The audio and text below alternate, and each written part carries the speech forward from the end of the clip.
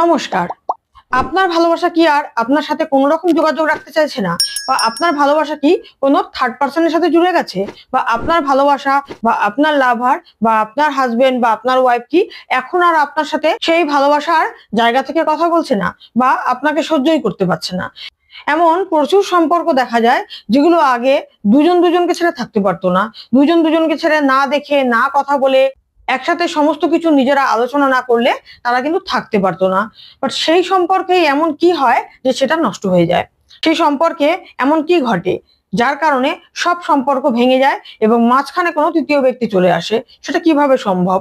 ধরুন আপনার সাথে আপনার বয়ফ্রেন্ড বা আপনার গার্লফ্রেন্ড, আপনার হাজবেন্ড বা আপনার ওয়াইফের রিলেশন খুব ভালো ছিল, আপনারা পছন্দের মতন নিজেরা নিজেরা ভালোবেসেই বিয়ে করেছিলেন, কিন্তু হঠাৎ আপনাকে সে আর সহ্য করতে পারছে না। কেন এই জিনিসগুলো ঘটে, বা কি এমন হয় যার কারণে এগুলো ঘটে আপনার সাথে? সেগুলো সত্যিই খুব খারাপ। যাই ঘটে যাই হয় না কেন, সত্যিই খুব খারাপ হয় যে এত ভালোবাসার মানুষ যদি কখনো ছেড়ে দেয় বা ভুলে যায় বা আপনার সাথে খারাপ ব্যবহার করে, দুর্ব্যবহার করে। অনেকেই আছেন যে প্রথমে এত ভালোবাসা দেয়, তারপরে কিন্তু তাকে সহ্য করতে পারে না, বা তার কোনো কিছুই তার যেন আর ভালো লাগে না। এই ধরনের রিলেশনের মধ্যে যখনই এই ধরনের সমস্যা তৈরি হয়, তখন অপোনেন্ট যে ব্যক্তি রয়েছে সত্যিই তার কিন্তু খুবই কষ্ট হয়। তখন সব সহ্য করে নেওয়া যায়, সব মেনে নেওয়া যায়, কিন্তু ভালোবাসায় যখন কোনো সমস্যা আসে বা সেই ভালোবাসার ব্যক্তি যদি আর না পছন্দ করে বা কোনো রকম ভাবে ইগনোর করে তাকে, কোনো রকম ভাবে সে আর না চায় যে তার সাথে আর কোনো রিলেশন থাকুক, এই ক্ষেত্রে কিন্তু অপোনেন্ট যে রয়েছে, সে ছেলেই হোক বা মেয়েই হোক, হাজবেন্ডই হোক বা ওয়াইফই হোক, তার কিন্তু প্রচন্ড পরিমাণে কষ্ট হয়। সত্যিই কিন্তু খুব খারাপ লাগার বিষয়। কিন্তু অপোনেন্ট যখন খারাপ ব্যবহার করে বা করছে, তখন কিন্তু সত্যিই সে মাথায় নেয় না বা বোঝেও না যে সত্যি আমার জন্য সে এতটা পাগল বা সে এতটা ভালোবাসে। তখন সে তার জায়গাতেই মগ্ন। তো এই সমস্ত সমস্যা, বিভিন্ন রকম ভালোবাসায় যত রকম সমস্যা রয়েছে বা যত রকম প্রবলেম রয়েছে, আপনার মাঝখানে কোনো থার্ড পার্সন চলে এসছে। ধরুন আপনাদের ভালোবাসার সম্পর্ক খুব ভালো চলছিল, কিন্তু এই মুহূর্তে সেটা কেন জানি না ভেঙে যাচ্ছে।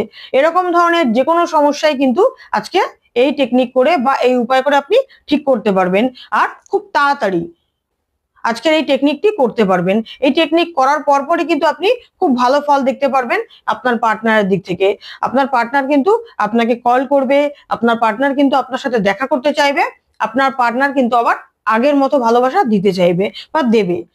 একদম 100% আপনি যেরকম ভাবে চাইবেন সেই ব্যক্তি, আপনার পার্টনার সেইভাবেই কিন্তু আপনাকে ভালোবাসবে। তো কি করলে, কিভাবে করলে, কখন করলে আপনার পার্টনার আবার আপনাকে আগের মতো ভালোবাসবে বা আপনার সাথে রিলেশনটা আগের মতো হয়ে যাবে? ভিডিওটি ভালো লাগলে একটি লাইক করে দেবেন, চ্যানেলটি সাবস্ক্রাইব করে পাশে থাকা বেল আইকনটি ক্লিক করে অল অপশনটি সিলেক্ট করে রাখবেন, যাতে এই চ্যানেলে যখনই কোনো নতুন ভিডিও আপলোড হবে, ভিডিওটি সবার আগে আপনি দেখতে পারেন। নমস্কার, আমি Sumita Chowdhury, reiki grand master. আপনাদের সবাইকে আরো একবার রেকি বার্তায় স্বাগত। আপনারা সবাই কেমন আছেন? আশা করি খুব ভালো আছেন। আমিও খুব ভালো আছি। আজকে যে বিষয় নিয়ে ভিডিও বানাতে চলেছি, এটা কিন্তু এখন সব জায়গায়, সব রিলেশনের মধ্যেই 100% না হলেও 180% দেখা যায়। সব জায়গায়, সব রিলেশনের মধ্যেই কেমন যেন একটা দূরত্ব বেড়ে যাচ্ছে। কেন জানি না এই দূরত্ব বেড়ে যাচ্ছে, কিভাবে বেড়ে যাচ্ছে, কিন্তু বেড়ে যাচ্ছে। সত্যি এই জিনিসগুলো শুনলে, দেখলে খুবই খারাপ লাগে, খুবই খারাপ হয় যে রিলেশনে এত ভালো সম্পর্ক, একজন আরেকজনকে না দেখে থাকতে পারছে না, একজন আরেকজনের সাথে না কথা বলে থাকতে পারছে না। এমন প্রচুর রিলেশন হয় যেখানে সারাক্ষণ দেখবেন হেডফোন দিয়ে অন্যের সাথে রয়েছে লাইনে, মানে পার্টনারের সাথে রয়েছে লাইনে, সেই রকম সম্পর্ক কিন্তু হঠাৎ ভেঙে যাচ্ছে।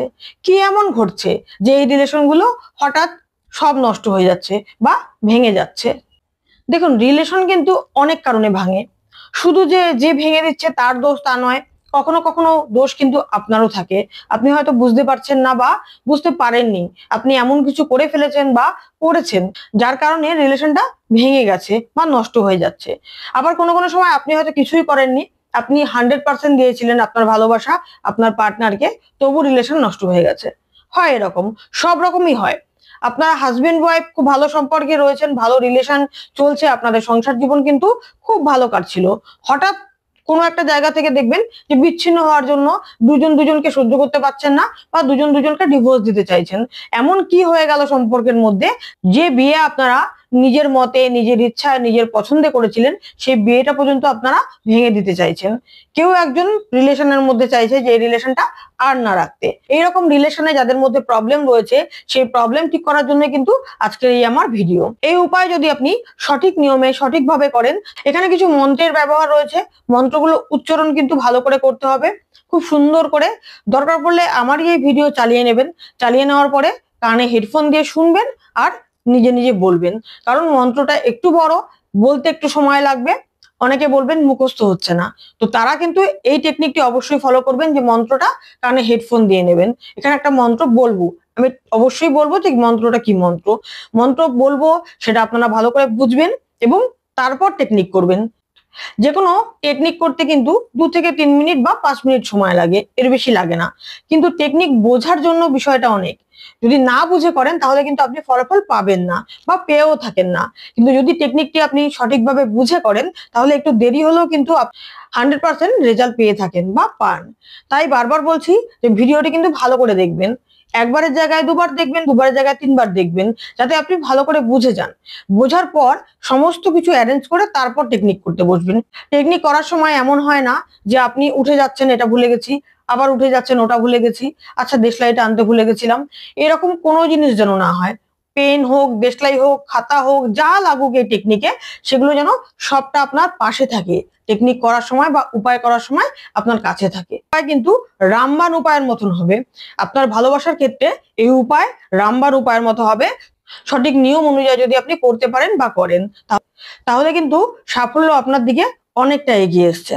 তো চলুন কিভাবে করবেন, কখন করবেন, সবটা জেনে নিন। এই উপায় করতে কি কি লাগবে সামগ্রী, সেগুলো কিন্তু ভালোভাবে শুনবেন বা লিখে রাখবেন, নোট ডাউন করে নেবেন যে এই উপায় করতে আপনার কি কি লাগবে। লাগবে 2টো লবঙ্গ, একটা পেজ, ছোট পেজ লাগবে, খুব বড় নয়, 4 কোণা স্কোয়ার, 4টে কোণা যেন সমান হয় এইরকম একটা পেজ লাগবে। হোয়াইট পেজ, যেখানে কোনো দাগ বা লেখা কিছু থাকবে না, শুধু সাদা থাকবে, বুঝতে পেরেছেন? এইরকম একটা পেজ নেবেন। একটা নীল কালির পেন নেবেন। 2টো লবঙ্গ নেবেন, লং বা লবঙ্গ, ফুলযুক্ত লবঙ্গ, যেগুলোর কোনো জায়গাতে যেন ফাটা ভাঙা এগুলো না থাকে, খুব সুন্দর যেন হয়, খুব পরিষ্কার পরিচ্ছন্ন সুন্দর, ফুলগুলো যেন বোঝা যায়, এরকম 2টো লবঙ্গ নেবেন। একটা মাটির পাত্র নেবেন, আমি স্ক্রিনে দিয়ে দেবো কিরকম পাত্র আমি বলছি। তো ওরকম একটা সরা টাইপের পাত্র নেবেন, মাটির পাত্র। মাটির পাত্র যদি একান্তই কোথাও না পাওয়া যায়, সেক্ষেত্রে স্টিল বা অন্য কোনো ধাতু ইউজ করা যাবে, কিন্তু কাঁচ অবশ্যই না, কারণ কাঁচ আগুনে যদি দেন তাহলে কিন্তু ফেটে যাবে। তাই কাঁচে করবেন না, কাঁচের কোনো বাটি বা বোল ইউজ করবেন না। যদি মাটির পান সব থেকে বেস্ট, আর যদি মাটির না পাওয়া যায় তাহলে অন্য কোনো বোল ইউজ করতে পারেন। যদি মাটির বোল না পাওয়া যায়, মানে মাটির সরা না পাওয়া যায়, তাহলেই কিন্তু এই অপশন, না হলে চেষ্টা করবেন মাটির পাত্রই আনার। আর লাগবে কি, একটু কর্পূর, দশকর্মার ভান্ডারে পাওয়া যায়, ওই কর্পূর লাগবে একটু, ওই কর্পূর নেবেন। লবঙ্গ 2টো থাকবে, একটা সাদা পেজ থাকবে, একটা ব্লু কালির পেন থাকবে, একটা দেশলাই বা মোমবাতি অবশ্যই সে জায়গায় রাখবেন। মোমবাতিটা কিন্তু রাখবেন, কারণ আর লাস্টে কিন্তু আপনাকে আগুন ধরাতে হবে, মানে ওটাকে ধরাতে হবে। তাই অবশ্যই মোমবাতি বা দেশলাই, আপনি যেটা আপনার অ্যাভেলেবেল, আপনি ওটা কিন্তু কাছেই রাখবেন। 4 কোণা মাপের আপনাকে যে কাগজটা নিতে বলেছিলাম, সেই কাগজটা কি করবেন, কাগজটার ওপরে আপনার নিজের নাম লিখবেন। ওপরে পুরো টাইটেল সহ, সারনেম সহ আপনার নিজের নাম লিখবেন। মাঝখানটায় গ্যাপ রাখবেন, মাঝখানটা ফাঁকা রাখবেন, আর তার নিচে আপনার পার্টনারের নাম লিখবেন। আপনি যার জন্য টেকনিকটি করবেন বা উপায়টি যার জন্য করছেন, আপনি তার নাম লিখবেন। পুরো টাইটেল সহ আপনি তার নাম লিখবেন, মানে সারনেম সহ আপনি তার নামটা লিখবেন। উপায়টি কিরকম ভাবে করবেন সেটা আমি একটু বলে দিচ্ছি। ধরুন কাগজ নিলেন, নেওয়ার পরে টেকনিকটি আপনি করবেন, তাহলে আপনার নামটা কিন্তু উপরে থাকবে। ধরুন আপনার নাম রাম শ্যাম যদু মধু যাই হোক, সেই নামটা কিন্তু উপরে থাকবে, একদম উপরে। নামটা উপরে লেখার পর মিডিলটা গ্যাপ দেবেন, মানে কিছুটা ছাড় দেবেন, ছাড় দিয়ে আপনি নিচটায় লিখবেন। মিডিলটা ফাঁকাই থাকবে, ফাঁকা থাকবে, নিচটায় আবার লিখবেন। পুরো কাগজের মধ্যে তো অনেকটাই জায়গা, উপরে নাম লেখার পর মিডিল ফাঁকা রাখাই যাবে, তার নিচে এবার কি করবেন, আপনার পার্টনারের নাম লিখবেন। আপনার পার্টনারের নাম পুরো সারনেম সহ, টাইটেল সহ। আপনার নামও কিন্তু টাইটেল সহ বা সারনেম সহ লিখবেন, মানে পুরো। ধরুন আপনার নাম প্রিয়া শর্মা, তাহলে কিন্তু আপনি পুরো নাম প্রিয়া শর্মাটা দেবেন। বনি ঘোষ, আপনার পার্টনারের নাম হচ্ছে বনি ঘোষ, তাহলে কিন্তু বনি ঘোষ পুরো লিখবেন, নামও লিখলেন আর তার টাইটেলও লিখলেন। আমি জাস্ট এটা কিন্তু উদাহরণ দিলাম, এইগুলো লিখতে হবে না, কিন্তু লিখতে আপনার নাম এবং আপনার পার্টনারের নাম হবে। লেখা হয়ে গেল। এবার লবঙ্গ দুটো মাঝখানে রাখবেন। ধরুন লবঙ্গ এই কাগজ রয়েছে, কাগজের মাঝখানে ওপরে আপনার নাম, নিচে পার্টনারের নাম, মাঝখানটা যে গ্যাপটা রয়েছে ওই গ্যাপে দুটো লবঙ্গ সোজাসুজি রাখবেন, নামগুলোর সোজাসুজি মিডিলে সোজাসুজি করে রাখবেন মিডিলটার মধ্যে। রাখার পর আপনি কি করবেন, রিং ফিঙ্গার, যেখানে অনামিকা আঙ্গুল বলে যেটাকে, এই রিং ফিঙ্গার দুটোই আপনি নেবেন। এরকম রিং ফিঙ্গার ওই লবঙ্গর মধ্যে এইভাবে দেবেন, মানে চেপে ধরবেন। এই দুটো ফিঙ্গার দিয়ে কিন্তু আপনি চেপে ধরবেন লবঙ্গ দুটোকে, দিয়ে এবার আপনি চোখ বন্ধ করবেন। এরকম ভাবে ধরে চোখ বন্ধ করে আমি একটা মন্ত্র বলবো আপনাকে, সে মন্ত্র আপনাকে বলতে হবে। কি বলবেন? ওম আং কং চন টন তন পম ইয়াং উইং নমঃ নমঃ নমঃ। এখানে সবগুলো কিন্তু একবার করে বললাম, বাকি নমঃটা 3 বার বললাম। নমঃটা কিন্তু আপনিও 3 বার বলবেন, একবার নয়। সবকটা মন্ত্রের যে একবার একবার করে উচ্চারণ করলাম ওটা একবারই বলবেন, আর বাকি নমঃটা আপনি 3 বার বলবেন। নমঃ নমঃ নমঃ। তারপর আপনি চোখ খুলে দিতে পারেন, চোখ খুলে দেবেন। দেওয়ার পর কি করবেন, ওই যে নামটা লিখেছিলেন আর যে লবঙ্গ দুটো রয়েছে ওটাকে রোল করবেন, ছোট করে গোল করে দেবেন, মানে হাতে মুঠোর মধ্যে যাতে আসে এতটুকু যেন হয়, এরকম ভাবে রোল করে নেবেন। ওটাকে একটা পুটলি টাইপের বানিয়ে নেবেন। বানিয়ে নিয়ে কি করবেন, চোখের সামনে ধরবেন। এই ধরুন এই জায়গাটায় এই পজিশনে আপনি ধরবেন, যে দেখতে পাচ্ছেন বা আপনি বলতেও পারছেন। এইখানে ধরেও কিন্তু একটা আপনাকে মন্ত্র বলতে হবে। কি বলতে হবে, এটা কিন্তু 7 বার বলতে হবে। এম হিম ক্লিম চামুন্ডায় বিচ্ছে স্বাহা। আপনাকে ঠিক এইভাবে ফাস্ট করে বলতে হবে। ফাস্ট করে মানে আপনি বুঝে নেবেন আগে, ওই জন্য আমি স্লো করে বললাম। বলতে হবে এম হিম ক্লিম চামুন্ডায় বিচ্ছে স্বাহা। এভাবে 7 বার বলতে হবে। কি বলতে হবে, এম হিম ক্লিম চামুন্ডায় বিচ্ছে স্বাহা। এটা কিন্তু আপনাকে 7 বার বলতে হবে। এটা চোখ খুলে বলতে পারবেন। এটা যখন পুটলিটা মুখের সামনে থাকবে, ঠিক এই পজিশনে থাকবে, ঠিক তখন বলবেন। মুখটা যখন রোল মোল করলেন তখন কিন্তু এটুকু হয়ে যাবে। হয়ে যাওয়ার পর এটার দিকে তাকিয়ে কিন্তু বলবেন এম হিম ক্লিম চামুন্ডায় বিচ্ছে স্বাহা, এম হিম ক্লিম চামুন্ডায় বিচ্ছে স্বাহা। এইভাবে বলার পর এটা যখন বলা শেষ হয়ে গেল 7 বার গুনে গুনে বলবেন। বা হাতে আপনার ফাঁকাই রয়েছে, আপনি গুনতে পারবেন কর গুনে। বা হাতে যখন গোনার পর শেষ হয়ে যাবে 7 বার, তারপর আপনি কি করবেন, মন্ত্র আপনার 7 বার যখন বলা হয়ে যাবে তারপর কিন্তু আপনাকে ওটাকে ফু দিতে হবে। দেওয়া হয়ে গেল।